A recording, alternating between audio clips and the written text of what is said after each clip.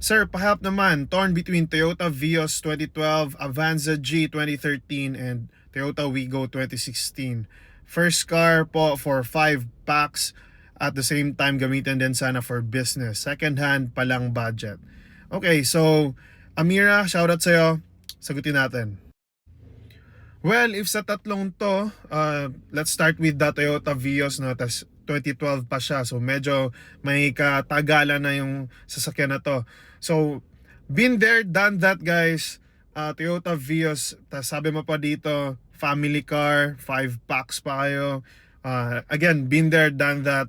I highly discourage if you can lang, if gusto mo talaga, wala naman akong magagawa. Pero in my experience with Toyota Vios, medyo sasayad ka talaga dyan. So I would like to recommend something else. So that makes to the point Avanza G 2013. Medyo may katagalan na rin siya, but at least family car talaga to. 7-seater, better ground clearance, hindi ka sasayad. Well, less probable na sasayad ka. So yan, technically I would highly recommend for you guys to go for something that is more recent.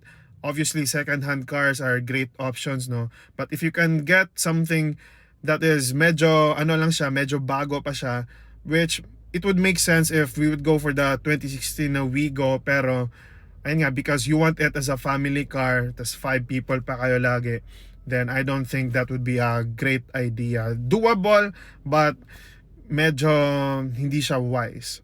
So yan, sa tatlong yan, if yan lang talaga yung options mo, then maybe the Avanza 2013 would really make sense. But again, if you can get something more recent, tas maybe crossover or still a 7-seater, family car, 5 people, I highly recommend a 7-seater for that. So sana nakatulong. Watch my YouTube videos, YouTube playlist.